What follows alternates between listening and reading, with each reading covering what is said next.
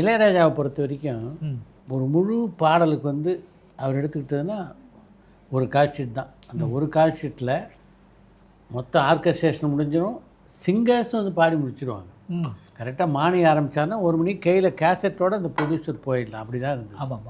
ஆனால் இன்றைக்கி ஒரு பாடலுக்கு 50 நாள் 60 நாள் இசையமைக்கிறாங்க. இதை நீங்கள் ஒரு இசையமைப்பாளராக எப்படி பார்க்குறீங்க? சில பேருக்கு கிடைச்ச வரோம். சில பேர் என்னென்னா, நம்ம இப்போ முதல்ல கேள்வி கேட்டதுக்கு சொன்ன மாதிரி தான், கம்ப்யூட்டரில் தங்களை ஒப்படைச்சிடுறாங்க.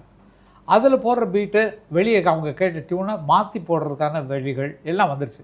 அதனால் இவங்க அந்த சிச்சுவேஷனுக்குள்ள நுழையிறதுக்கே லேட் ஆகிடும். சொன்னோடனே அண்ணா போட்டுறாரு பாட்டு. எனக்கெல்லாம் குடகுமலை காட்டுலாம் அப்போயே அன்றைக்கி காலையில் உட்காந்து வேணாடா அந்த பாட்டு போடலாம் சொல்லிட்டு குடகுமலை காட்டு டியூன் பண்ணுறேன். நம்ம பாட்டில் தான் சின்னப்பதாஸில் ஒரு பாட்டு லஞ்ச் பிரேக்கில் கம்போஸ் பண்ணி ஷூட் பண்ணி எடுத்தோம். ஆமாம். அது மாதிரி நிறைய இருக்குது. அது இப்போ இருக்கவங்க அதிகமாக ஸ்டெயின் பண்ணிக்கிறதுக்கு இல்லை. நம்ம முன்னால் சொன்ன மாதிரி மிஷின்கிட்ட நம்ம ஒப்படைச்சிடறோம். அது நல்ல டோன் வர வரைக்குமோ நல்ல கார்ட்ஸ் கிடைக்கிற வரைக்குமோ வெயிட் பண்ணுறாங்க. இன்னும் பெட்டர்னு இருக்கிறதால தேடி பிடிச்சி போடுறாங்க. அதனால தான் இவங்க லேட்டாக வர்றாங்க. அது கொஞ்சம் ஃபாஸ்ட்டாக வர்றதுக்கு சொல்ல முடியாது. நம்ம ஃபாஸ்ட்டாக பண்ணுங்களேன் சொல்ல முடியாது. அவங்க ஸ்டைலே போகட்டும், இவங்க ஸ்டைலே இருக்கட்டும். அதுதான் சொல்கிறேன்.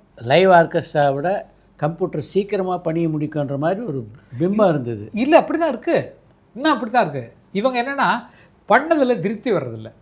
என்ன நல்லா பண்ணலாமே நினைக்கிறனால அந்த நிறைய சாய்ஸ் அவங்களுக்கு இருக்கிறனால அதெல்லாம் மாற்றி கடைசியில் வர்ற வரைக்கும் அவங்க வெயிட் பண்ணுறாங்க. அவ்வளோதான்.